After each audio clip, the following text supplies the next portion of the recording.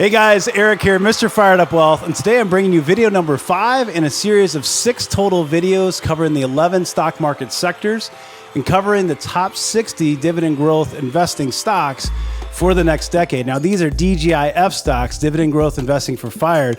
And if you don't know what that is, please check out on the channel. We have a playlist that has an introduction video as well as the first 4 videos in the series. Now, today we're bringing you 3 sectors in one video. We're going to cover real estate, which is basically REITs, utilities, and energy. Do not write off this video because those 3 sectors might not sound sexy to you, but I'm telling you right now, there are a few picks in here that I did not know about until I started doing my research. And there's a couple that I'm going to actually add to my portfolio that just seriously are interesting businesses. So please do stay tuned. If you haven't subscribed, please click the little red button on the bottom right because you won't want to miss the next video in the series, which is the top 10 information technology and communication services stock picks. That's going to be a tough video to make. I'm going to give you a top 10 and I'm going to give you probably 20 or 30 bonus picks in that video. So please do subscribe. Without further ado, let's get started.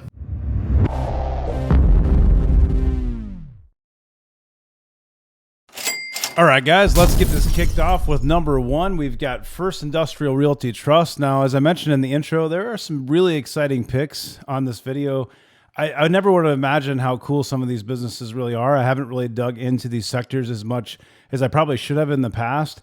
And it's really nice, on days like today when, the last couple of days anyway, the market's been down. These are great hedges to have in your portfolio. And they're not going to go down as much as, a hyper growth stock that's down 15%. These might only be down a few percent. You can see this is paying a 2.3% dividend yield. It's performed well at a 26%. 52-week performance. What's not to like? I mean, this is a lot of these are known as end game type fired companies. So, when you're going to be living on the dividends more. But if you can get these now and you can build up, if these keep growing, you can build a nice base of free shares over time. You could have an amazing position in here in something like a First Industrial Realty Trust. And if they keep growing their dividend at a nice clip the way they are now, you're going to have a mature business paying a solid yield, and your cost basis yield is going to be out of this world. Let's just read, what do these guys do? So they're a leading, fully integrated owner, operator, and developer of industrial real estate with a track record of providing industry-leading customer service to multinational corporations and regional customers. Basically, to sum it up, they've got about 63.4 million square feet of industrial space, and they lease it out. So here's their website. You can see, here's an example of something they would lease out. This is what I want to show you really quick, though. Here's their markets. I mean, you can see they're pretty diverse. They're all over. They've got New Jersey, Pennsylvania, Baltimore, Atlanta, all the way through Florida, Denver, up in Seattle. We got Minneapolis. We got Phoenix, a couple of locations, Houston and Dallas, Texas, a couple of locations in California, St. Louis, Nashville, and so on. So it's a great company. I'm not going to spend more time than that. Each one of these I'm going to try to do rapid fire and make this video a little faster. Number 1, again, is First Industrial Realty Trust. Number 2 is going to be Next Era Energy. A lot of my friends, a lot of them are younger than I am. They tell me I should have bought this 2 years ago, and I didn't listen, and they were right because it's up just 43.8% just in the last 52 weeks. It pays about a 2% dividend yield, and the reason these guys are so popular is they generate electricity, but they have a focus on wind, solar, nuclear. They do a little of everything, but they are the world's largest producer of wind and solar energy. I'm going to click on Learn More here, and this is going to open up a video. On a stormy night in Philadelphia, with only a kite, a house key, and wet hamstring, Benjamin Franklin captured lightning in a bottle. Over 260 years later, with a little resourcefulness, ingenuity, and grit, we're not only capturing energy from the sun and wind, we're storing it. So even when the sun isn't shining and the wind isn't blowing, we're still powering America forward. As the nation's leader in energy storage, and as the world's largest generator of wind and solar energy, we're ensuring Americans have the energy they need. whenever they need it. This is our era. This is America's energy era. Next era energy. There you go. That's number 2. Number 3, we're going to get into American Water Works. So this is obviously utility based around water. It pays about a 1.5% dividend yield. And you can see, obviously, I'm not going to go into this too much, guys, because they do water. 1,600 communities in 16 states, though, 3.4 million active customers. There are several water utilities out there that you can look at. In fact, another one is AWR, and I'll consider that a bonus pick. It's not on here on the top 10. But here's their website. You can see they have 81 surface water treatment plants. They have 51,000 miles of pipes, 530 groundwater treatment plants, 1,000 groundwater wells, 130 wastewater treatment facilities, 1,300 treated water storage facilities, 1,400 pumping stations, and 80 dams. And you can see all the blue states here. I'll zoom in. All the different places they're located. So they're not everywhere, but they definitely have a nice footprint. California, Hawaii, and a lot of the East Coast and some Midwest in there. So that is AWK. The next one is AMT, American Tower Corporation.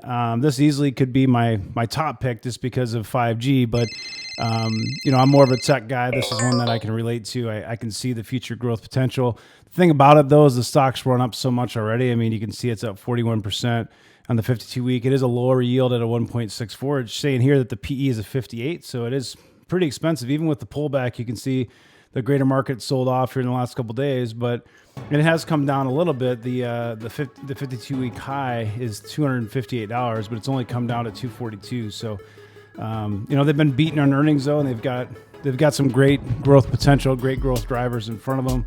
So let's look at their website really fast.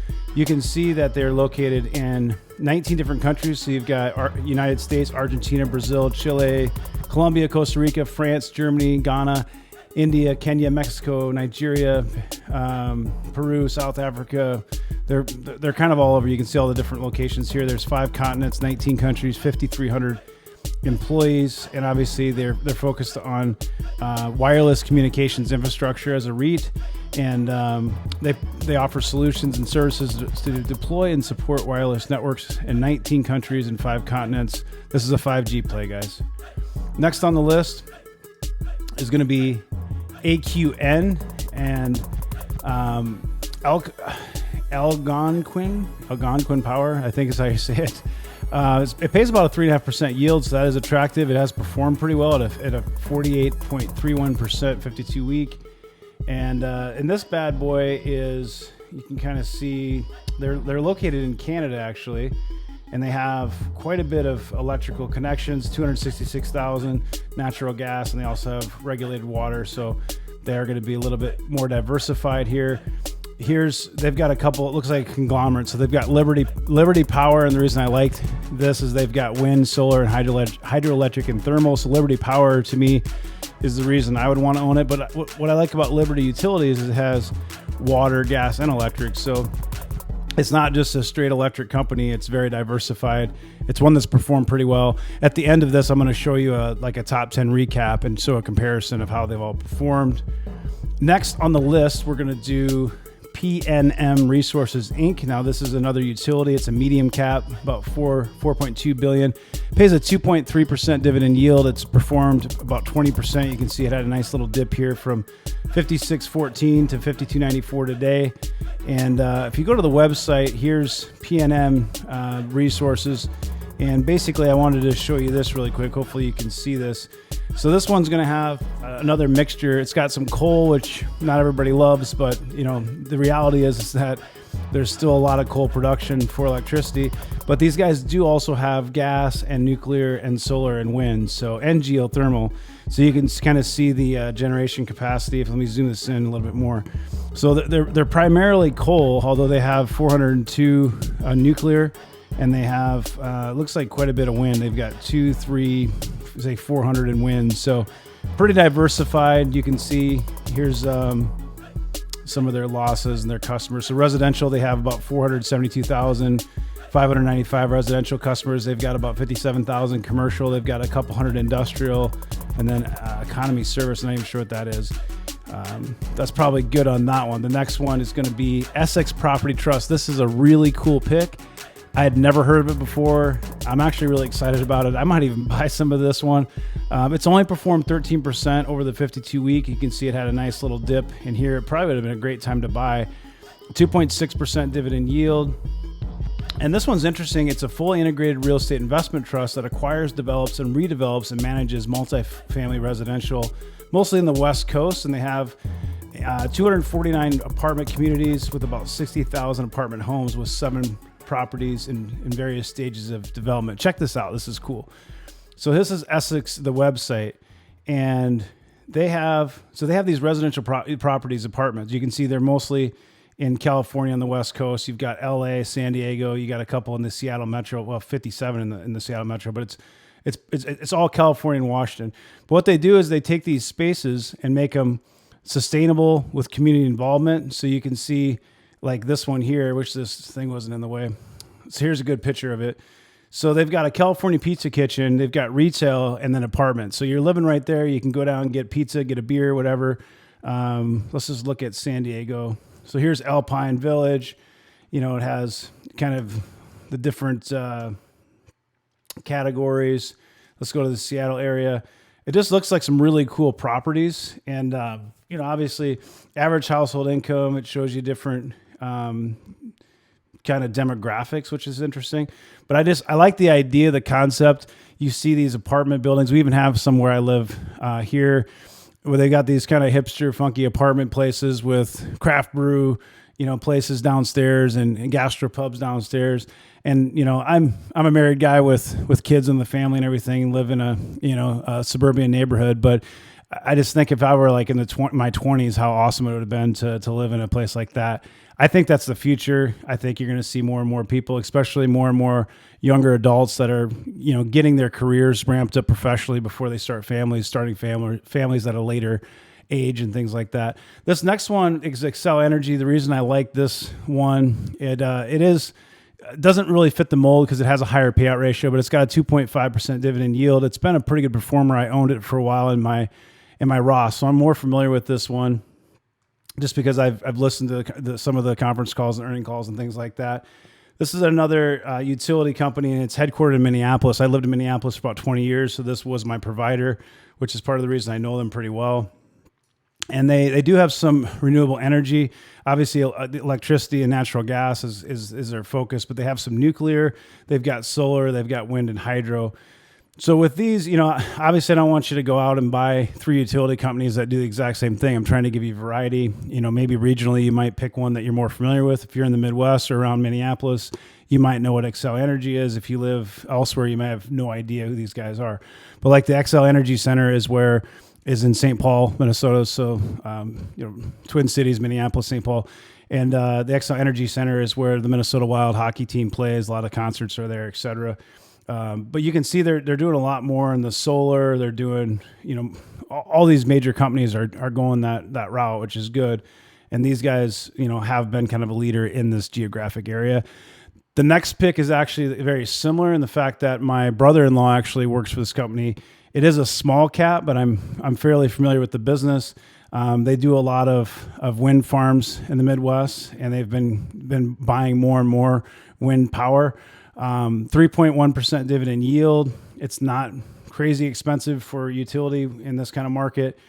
And if you're listening out there, Jeremy, the website needs some work. So why don't you go ahead and tell your boss that you need to update this website because it's not very attractive. But so this is Montana, South Dakota, Nebraska primarily, right? So my wife's from Montana, her family's from Montana. So they got Montana, South Dakota, Nebraska, and I know people that actually have sold wind farms in South Dakota to this company. So I'm pretty familiar with it. It's very small, 1,200 employees. It does service about 726,000 customers.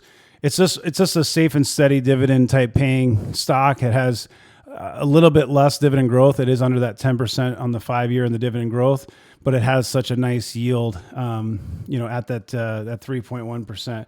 So if you're looking for a higher yield, I think, this is a great fit here, Northwest Energy.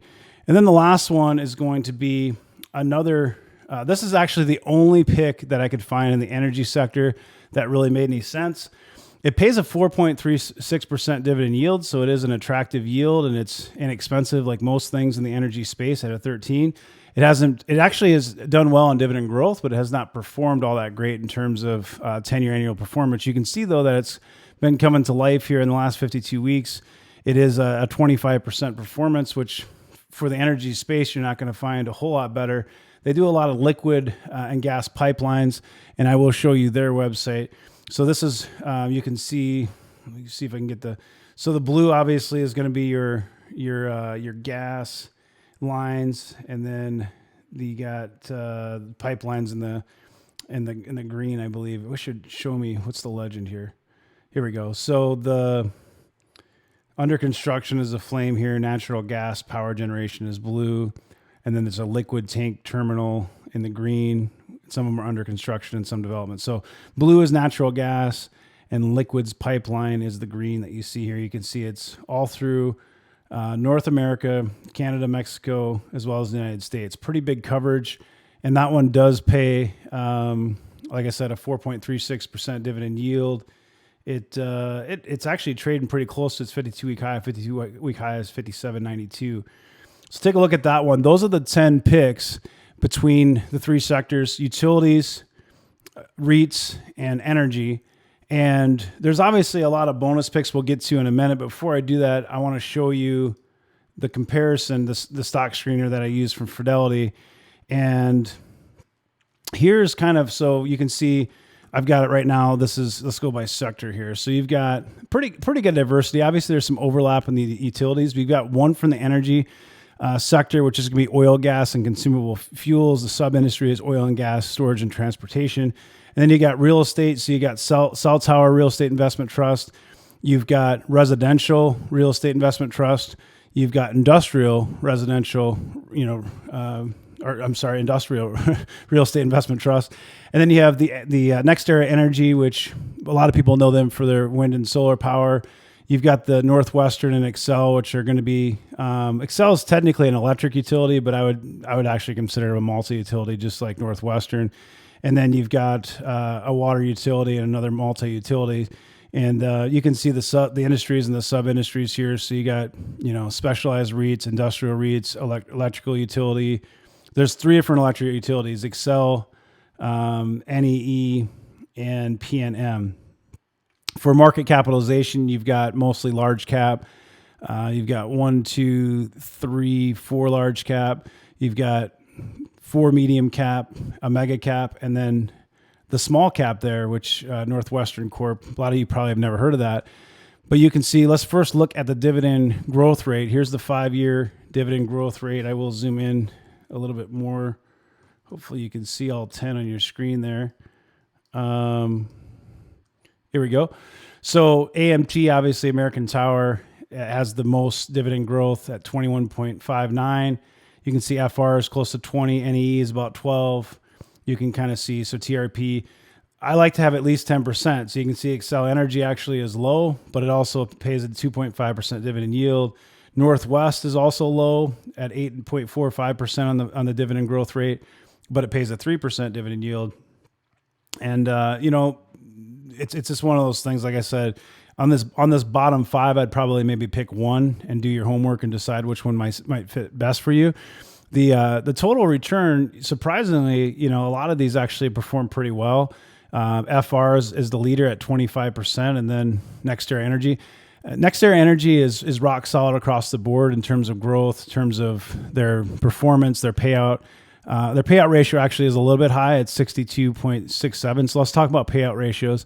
Obviously, with utilities and REITs, the payout ratios are normally higher. I still try to find ones that weren't, 100% payout ratio. The highest one here is AWK at 91%. And I'm going to just sort these really quick so you can kind of see the payout ratios. So you've got, 1, 2, 3, 4, you got 5 that are above 50%. These bottom ones are under the 50%, but then if you look at the performance, FR is really strong. If I were to, if I were looking at the three top picks on here, I would say FR and AMT and NEE, but I do like some of the other plays like AWK. And, if you're looking for yield, there's a couple good plays like with Northwest Energy. So the 10-year annual return, I want to look at this one more time real quick. So yeah, the TRP actually is the only one that we did from the energy sector, and it actually has underperformed the S&P. It's at 9.82%. With that said, it's outperformed most of its peers in the energy sector. It does have pretty strong dividend growth rate at 11%, which the reason I say pretty solid is because it pays a 4.36% dividend yield. Usually when you see a 4.36% dividend yield, the payout usually isn't quite that high. You'll see it usually at 7% or 8% sometimes. Not for all, but especially in this field. And then the dividend payout ratio, interestingly, to have a 4.36% dividend yield, their payout ratio is only 33.79%. So I think that's attractive and kind of fits the Fired model. Again, this is dividend growth investing for Fired DGIF stocks. So next I'm going to cover a couple bonus picks. I need to collect my thoughts here. I'll be right back, so stay tuned. All right, guys. So next, I want to cover just a few bonus picks. And there's obviously a lot, especially if you're an income investor. You can certainly go after a lot in the energy space. They just don't necessarily fit with the model I'm trying to create with the lower dividend payout ratio, because I want the stock price to grow, not just the dividend. So do what's best for you. By no means is this the right approach. This is how I do it. And typically I've done very well performance-wise using this approach. It doesn't mean, again, that I just do a screener and that I, find the stocks in the screener and I go buy them. I research them much more deeply than what I'm showing you here today. I'm just giving you a quick, 20-minute overview of these stocks so that you can go explore them on your own, research them on your own, and decide what, fits best within your portfolio to give you a little bit of balance and to make sure you're diversified. So one of them that you could look at is the dividend growth investing community they all love Realty Income Corp. It is one that pays a monthly dividend, and it does pay a nice dividend at about 3.45%. The growth is a little bit lower at 4.23%. It has performed well, overall though, at 16.26%. Fidelity, for whatever reason, doesn't even, I think the payout ratio is probably, 100%, which a lot of REITs are, so it's not that big of a deal. STOR's the same way. We got some friends in the group that really like STOR Capital Corp. Both of those, they're both similar. and STOR, if you look into kind of what they do, they're doing real estate investment trusts, a lot of it for retail. STOR is a lot smaller. It's at 8.89 billion capitalization, market cap. So it's a medium cap, and then is going to be a 27 billion large cap. But they both pay, pretty solid dividend. STOR actually has a little bit better dividend growth, probably why my buddy Eric likes that one so much. PK is one that I own a little bit in my Roth. It's been, hammered pretty hard here, obviously, the last couple of days. It's showing some kind of crazy payout ratio here. It's not the safest pick in the world. It does have a 10.59% dividend yield. The reason that I like it is really, it comes down to, if you crunch the numbers on it, it seems to make sense. It seems like the dividend's safe to me. Mostly I like the actual properties. So this is the highest risk, stock by far on the list. It's over a 10% yield, which a lot of people will say that, that's, you don't want to chase yield, but do take a look at it. Take a look at this investors and the press releases, read through it. Their portfolio, though, is all in the United States, except for one property, which is in Puerto Rico, which is still, United States. And there's one, I think there's one in Brazil as well. That's not shown on here, but pretty much everything they have. This is Park Hotels and Resorts. It was a spinoff, I believe, from Hilton. You can see they're in, a lot of the major states in the West Coast. They've got some really nice properties. So like the Hilton Hawaiian Village, Waikiki, and Honolulu. I've stayed at almost all these properties. So the Hilton San Francisco Union Square, I stay there quite often for work. The New York Hilton Midtown, I've stayed there a couple times. The Hilton Chicago, New Orleans, Riverside, on and on. San Diego, Park 55, San Francisco. They've got just amazing properties Here's another Hawaiian property. I actually have not been to that one. Hilton Denver Center, been there a bunch of times. All the DoubleTree properties, not all of them, but San Jose, Salt Lake, San Diego, Hyatt Regency. You get the idea. There's a lot of properties.